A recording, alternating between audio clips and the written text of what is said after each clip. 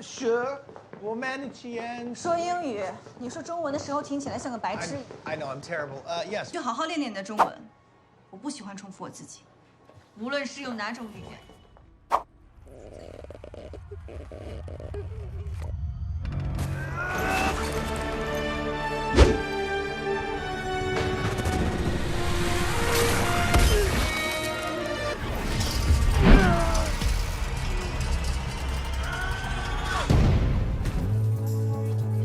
안녕하세요, 카이카지입니다. 오늘은 중국 영화 산업에 대해 이야기해볼까 합니다. 중국 영화는 중화권 영화계를 장악할 만한 천문학적인 자본으로 홍콩과 대만 영화계의 제작 노하우와 감독, 배우 등을 흡수해 빠르게 성장했고 2000년대 이후 괄목할 만한 성과를 거두며 아시아를 넘어 세계에서 인정받기 시작했습니다. 그런데 이제는 우리나라를 포함 해외로 수출되거나 흥행한 중국 영화를 찾기 힘들 정도로 중국 영화는 외면받고 있는데요. 단순히 중국에 대한 반감 때문이라고 하기엔 뭔가 다른 이유가 있어 보입니다.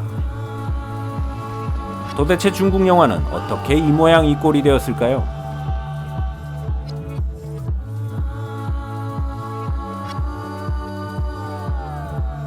중국 영화는 80년대부터 붉은 수수밭, 패왕별이 등 작품성 있는 영화로 조금씩 세계의 이름을 알리기 시작했고 2000년에 개봉한 와우장룡으로 정점을 찍습니다. 유려한 와이어 액션과 아름다운 영상미는 지금 봐도 감탄을 금치 못하는데요. 거기에 무협소설을 원작으로 하는 아름다운 스토리는 중국을 넘어 세계 관객들에게 울림을 주었고 와우장룡은 2001년 아카데미 외국어 영화상을 받기까지 합니다. 그 이후 중국 영화 산업은 세계 영화계에 빼놓고 얘기할 수 없는 중요한 시장으로 성장하게 됩니다.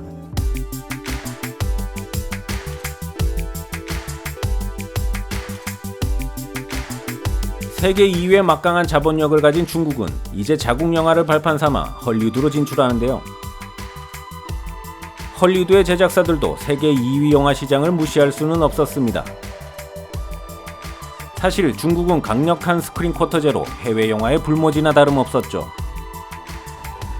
하지만 헐리우드의 제작사들은 중국 자본이 들어간 영화는 자국 영화로 개봉할 수 있는 편법을 이용해 중국 자본을 대거 받아들여 영화를 제작하게 되었고 중국에서 막대한 수익을 올릴 수 있었습니다. 그런데 문제는 투자를 한 중국의 제작사들이 단순 투자를 넘어 제작에 관여하려 든다는 것입니다. 헐리우드 영화라고는 믿기 힘들 정도로 많은 중국 배우와 상품들이 등장했고 심지어 대놓고 중화 사상을 주입하려고 하는 영화들도 등장하죠.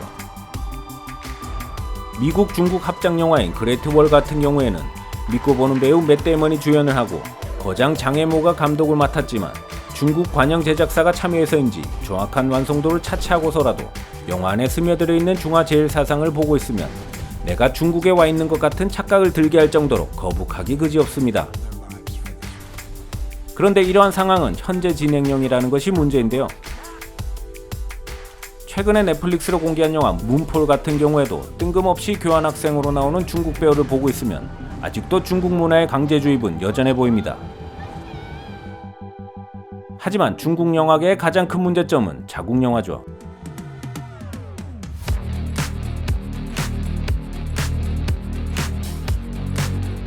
세계의 중국 영화를 알리게 한 원동력은 작품성이었습니다.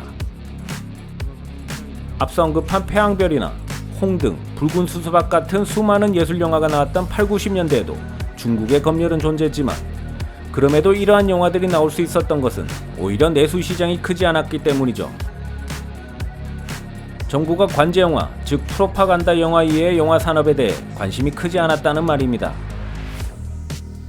중국은 비싼 표값과 텔레비전의 보급으로 영화관을 찾는 사람들이 많지 않았지만 2000년대 멀티플렉스의 등장으로 영화관을 찾는 중국 관객들이 급상승했고 그로 인해 중국 정부는 민간 영화 시장에도 본격적으로 손을 대기 시작합니다. 이러한 내수 시장의 폭발적인 성장으로 인해 중국 정부가 자유로운 영화 제작을 막는 아이러니한 상황이 생긴 것이죠. 결국 중국 영화는 두 가지 갈래로 나뉘게 됩니다. 철저히 상업성 중심의 영화와 관제 영화이죠.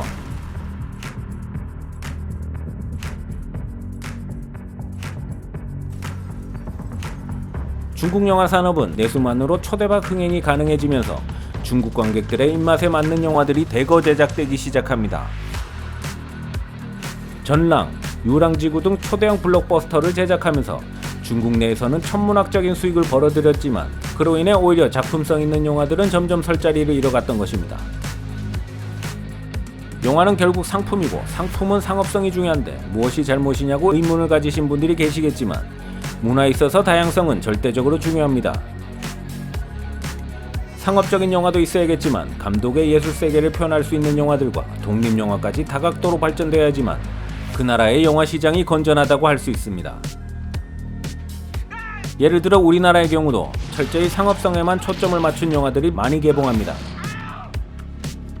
그럼에도 중국과 우리나라의 영화 산업이 다른 이유는 박찬욱, 봉준호 감독 등 상업영화와 예술영화의 경계를 허무는 거장들이 아직도 많은 작품들을 만들어내고 있고 원앙소리를 비롯해 똥파리, 족구왕 같은 독립영화들도 관객들이 꾸준히 찾아주는 등 훨씬 더 문화적 스펙트럼이 넓기 때문이죠.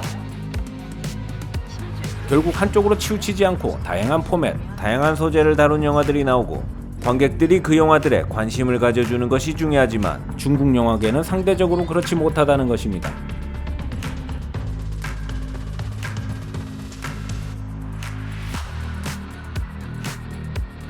중국 영화는 시진핑의 강력한 문화 정책으로 중화 사상을 대놓고 드러낸 관제 영화가 다시 한번 싹트기 시작합니다. 거기에 발맞춰 중국의 제작사들은 너도 나도 중국 애국주의 영화들을 만들어냈죠. 실화와 픽션을 가리지 않고 중화 사상에 가득 찬 영화들이 중국 내에 개봉, 흥행했습니다. 그 중에서도 중뽕의 가장 대표적인 영화는 중국 공산당 중앙선전부의 후원을 받아 만든 영화 장진호이죠. 중국 애국주의 영화를 대표하는 배우 오경이 주연한 영화로 중국에서 말하는 항미 원조, 즉 6.25 전쟁에서 중공군의 입장으로 장진호 전투를 그려냈습니다. 글로벌 시대에 역행하는 소재를 내건 이 영화는 전 세계의 9억 달러의 수익을 역대 세계 흥행 순위 69위로 기록한 영화지만 문제는 이 9억 달러 중 중국 내 수익이 8억 9,900만 달러라는 것이죠. 결국 내수 시장만으로 충분히 수익을 낼 수 있는 구조와 거기에 발맞춰 나온 관제 영화들의 잇따른 흥행은 중국 영화계를 갈라파고스화 시키고 있습니다. 뿐만 아니라 개봉하는 영화도 검열의 칼날을 피해갈 수는 없었습니다. 불과 작년인 2022년도에 있었던 일인데요. 중국 농민의 고단한 삶을 현실적으로 담은 사회 비판 영화 인루천에는 입소문을 타고 흥행에 성공했지만 중국 정부가 상영을 중단시켰습니다. 한 중국 매체는 중국 농촌은 영화에서처럼 끔찍하지 않다. 개별적인 현상을 예술로 표현해서는 안 된다 라며 정부를 두둔하는 기고문을 실었죠. 이 일련의 사건은 지금 중국 영화계의 현실을 잘 보여주고 있는 사례라고 생각합니다. 자국 내 목소리에 귀를 닫고 세계를 보는 눈을 감아버린 중국 영화계는 과거의 영광을 되찾을 수 있을까요? 지금까지 카이카즈였습니다. 재밌게 보셨다면 구독과 좋아요 부탁드립니다.